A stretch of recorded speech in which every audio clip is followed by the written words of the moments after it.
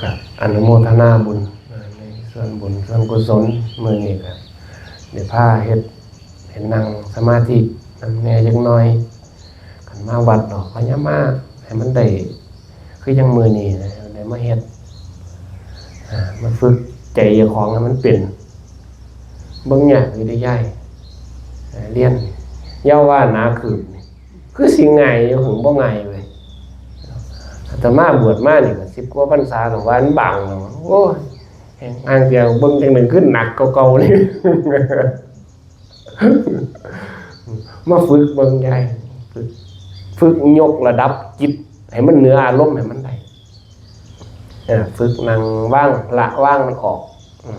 ทำบุญนี่เฮาอยากได้บุญคือความดีบุญคือความสุขเด้เฮ็ดจังไดจังสิบ่โลภบ่โกรธบ่หลงบ่พยาบาทมาดหลายผู้ใดเฮ็ดจังไดจังสิสละออกได้เบิดจังสิว่างภาระออกได้เบิดมาวัดนี่เพิ่นว่าแทกจิตแทกใจนี่มาวัดจิตวัดใจเฮานี่มาอีดีเด้มามันถึงวัดนั่นนะอันนี้มันเป็นพุทธสถานนี่ซื่อๆเป็นสถานปฏิบัติธรรมฝึกเพื่อที่มาฝึกการเรียนรู้สุกิปุรินั่นน่ะมาฝึกเฮาสุมาจากสุตตมยปัญญาน่ะฟังดีๆจังสิเกิดปัญญานะกินตะในนะน่ะกินตะก็คิดมันเป็นมันว่าสงสัยก็ถามเนี่ยปุจฉาบัดยายถามได้แล้วบัดก็โน้ตไว้จักหน่อยบัดแม่นบ่ยายลิขิตบ่แม่นติลิขิตก็เขียนไว้จดไว้โน้ตไว้เพื่อกันลืมเพื่อสิฝึกดึงสติเจ้าของนี่สติมันกั้นได้ทุกแนวทุกอย่างทุกอารมณ์นี่ยายฝึกสติดีๆมันสิกั้นอารมณ์เฮาได้กั้นแดงเด้เปลี่ยนลมหายใจเฮาหายใจเข้าไปลึกๆให้มันเต็มปอดค่อยๆปล่อยออกเมื่อไม่หยังมากระทบเวลามันผัสสะมันเกิดขึ้นเฮาเบิ่งผัสสะคือการกระทบมันมาจากไสมาจากรูปเสียงกลิ่นรสโผฏฐัพพะเฮานั่นน่ะในการปฏิบัติคือยังกินข้าวนะแม่สังเกตบางอย่างเที่ยบ่ยามกินข้าวมันแสบคำนี่ว่าซั่นคำที่2บ่ทันได้ยำบ่ทันได้ดียัดเข้าไปอีกแล้วยัดเข้าไปอีกแล้ว ยัดได้ความบ่อิ่มแม่นบ่แม่ว่าอันนี้แซ่บเหมือนว่าช่วงนี้ว่าแกงเห็ดเพาะเนาะโลละ500กันว่านี่ สดเข้าไปยัดเข้าไปยัดแต่บ่อิ่มคำใดอันใดมันบ่แซ่บปานนี้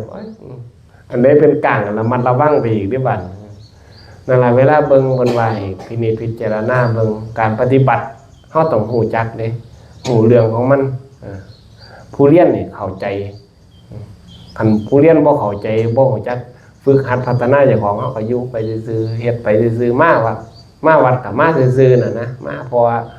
พ่อแม่ครูบาอาจารย์พาเฮ็ดมาตั้งแต่ใดมาปู่ย่าตายายเฮาก็พาเฮ็ดมาจังซี่นั่นนะเฮ็ดมันก็เลยบ่ให้เฮ็ดเฮาก็เลยตามประเพณีก็เลยเอาประเพณีเป็นตัวยืนน่ะนะเฮ็ดอันใดเข้าแต่พิธีกรรมเฮ็ดตั้งแต่นี่คันเฮ็ดซุมื้อนี้น่ะให้กันบัดก็เลยบ่ได้อีหยังได้แต่ความโกรธความโมโหให้กันแม่นบ่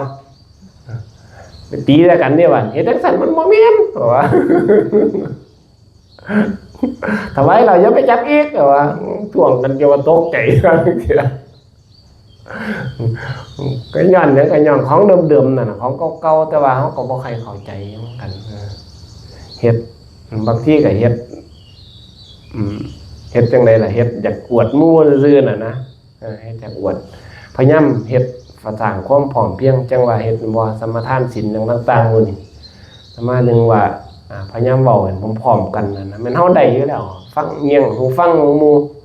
เสียงหมู่เสียงเฮาดีบ่เสียงหมู่ดีเฮ็ดเสียงดีบ่เสียงดีก็เฮ็ดให้มันกลมกล่อมกันให้มันน่าฟังอัดเสียงไว้ก็ได้แล้วไปเปิดฟังเจ้าของเบิ่งเนี่ยคืออาตมาเฮ็ดวิดีโอนี่เฮ็ดไว้เจ้าของบ่เองแล้วไปเปิดเบิ่งบ้านใหญ่มันเป็นตาฟังบ่ คันเจ้าของฟังออกก็แสดงว่าผู้อื่นก็พอได้อยู่นะก็พอฟังจักสิฉลาดบ่ฉลาดนะส่วนใหญ่กันฟังแต่ขนาดเฮาเว้ายังบ่ใครรู้เรื่องเฮาฟังก็ยังบ่ใครเข้าใจนะคนอื่นฟังแล้วโลดนะยากไปเด้อาตมาก็ค่อยๆเฮ็ดปีนั้นปีนี้นะเฮ็ดเพื่อพัฒนาเจ้าของนั่นน่ะเฮ็ดการนั่งสมาธิจังซี่เฮาเว้าอธิบายคือฟังนี่นะสมาธิบ่แม่นมานั่งหลับตาเด้ยายคือเว้าคือฟังว่างั้นเห็นบ่พาเฮ็ดอยู่นั่น นั่งสมาธิหมายถึงการเฮ็ดให้กายมันนิ่งนั่นสิเฮ็ดให้กายจิตนี่มันนิ่งเฮาเบิ่งกายเบิ่งจิตเฮาเบิ่งรูปเบิ่งนามนี่เบิ่งเวลามันสัมผัสมามันจังไดเบิ่งความรู้สึกนึกคิดยกอารมณ์ขึ้นให้มันเหนือยกอารมณ์ขึ้นให้มันเหนือกายเหนือจิตเฮานี่บ่ให้มันกับอารมณ์เฮามากระทบให้มันได้เฮ็ดให้จิตมันนิ่งจนได้เบิ่งสักแต่ว่าเบิ่งอันใดก็เบิ่งเพราะปานนั้นน่ะนะสังเกตเบิ่งจังกายเฮาสิเสื้อมันก็บ่ได้เห็นมั้ยตาเฮาสิก็เบิ่งก็ไปเบิ่งรูปงามกับเสื้อมันบ่ได้ดิเดี๋ยวก็ไปพ้อรูปขี้ไล่ก็ว่าโอ๊ยเอาว่าแม่นบ่ยายรถมื้อนี้คือกันเสียงมื้อนี้คือกันเสียงโอ้ยเสียงดีแท้เฮาว่าอันนี้ม่วนเนาะเฮาว่าฟังไปฟังมาก็โอ๊ยเบื่อหนวกหูเฮาว่ามันนึงเป็นนี่เนาะมันก็วนแล่นวนอยู่พอปานนี้อันนี้ก็เสียบ่ได้ร่างกายเฮาตอนเป็นเด็กน้อยก็เป็นสักยงคงบังได้แม่นบ่พลิกเท่าใดก็บ่เห็นเจ็บเห็นปวดซุมื้อนี่โว้ยนั่งทำนี่ก็ว่าโดนแล้วเด้แม่นบ่แม่ว่ามันเสียมันบ่ได้ดิสั่งหยังก็บ่ได้บัดเมื่อสั่งหยังบ่ได้เฮาก็ยกเฮ็ดจังไดอารมณ์เฮาจังสิยกขึ้นมาได้ฝึกเฮ็ดสติมากั้นเฮาได้อย่าว่านะคืบนี่มันสิง่ายแต่บ่ได้ง่ายเด้อคอยขัดคอยเก่าคือฝนมีดนั่นน่ะคอยฝนมื้อละเล็กละน้อยเอาธรรมะเฮานี่มันเป็นกฎมันเป็นหน้าที่ที่มันเป็นธรรมดามันเป็นธรรมชาติของมันหลักของมันมีอยู่นี่มันเกิดอยู่ตาหูจมูกลิ้นกายใจของเฮานี่เหตุของมันนี่มันมาเกิดอยู่บนนี้เด้มันบ่ได้ไปเกิดอยู่บนอื่นเด้มันดับจังซี่เส้นทางมันมีอยู่พระพุทธเจ้าเพิ่นบอกไว้นอกเหนือจากนี้ไปบ่มีคันเฮาเฮ็ดน่ะคันเฮายกถ้าถึงว่าทำที่มาเฮ็ดซ้ำมันของผู้เฒ่าบ้านๆเฮาเฮ็ดนี่เนาะคันบ่ได้ฮอดนิพพานเนาะคันที่ว่าเอาสวรรค์มาล่อเอานรกมาคู่แม่ยายเห็นบ่แต่เฮ็ดไปซื่อๆก็เฮ็ดได้อยู่ดอกที่เพิ่นเว้าไว้ว่าสร้างที่ตายเท่าหาเครือเสือที่ตายเท่าหาเราคนเฮาที่ตายเท่าหาบุญหาบาปท่องพุทโธไว้เด้อนะมันยามสิตายมาจ้างก็ท่องบ่ได้มีแต่ปากโธนะโอ้ยมันปวดเนาะลองเบิ่งเสร็จแล้วยายคือเฮานั่งสมาธิมันสิวุ่นวายดิก่อนสิเข้าสมาธิได้นี่โอ้ยมันสิปวดแข้งปวดขาวุ่นจิตนี่สิวุ่นหายก่อนเนี่ยฝนมันสิตกนี่ล่ะลมมันปั่นขี้ฝุ่นหยังต่างๆนี่มาลงกองกลางฝนยังตกมาจังเงียบแม่นบ่แม่ว่าเป็นบ่วันนี่คือมื้อคืนนี่ตกบ่ลืมปึ้มปั่มมิดทีดีเห็นว่ามันนั่งสมาธิมื้อเช้าก็พอนั่งอากาศมันซุ่มมันเย็นจิตเฮากันนี่ฝึกดีดอกเป็นกรรมนิยะได้แล้วเนี่ยโอ้ยคู่ควรแก่การงานจิตนี่คันเฮาบ่ฝึกซะก่อนมันบ่ได้ดอกเฮาบ่ฮู้จักตั้งแต่สมมุติซื่อๆเนาะคือขันติเนี่ยขันติปรมังตะโปตีติขาเนี่ยอดจำเด้ว้ายหมู่เจ้าเคยเบ่งลูกออกบ่ยายก็สิเคยคือทุกคนตัวแม่นบ่คันวิทย์มาแล้วสิบ้าอธิบายผู้ใดฟังเอาใช่ไหมวะออกมาแล้วมีทีวี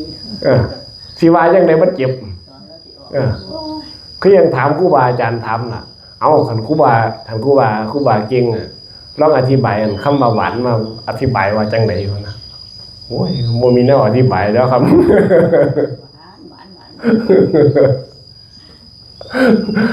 คันสมนี่พ่อการให้เบิ่งได้อยู่ว่าซั่นดอกแต่ว่าหวานนี่จักสิว่าจังได๋ว่าซั่นดอก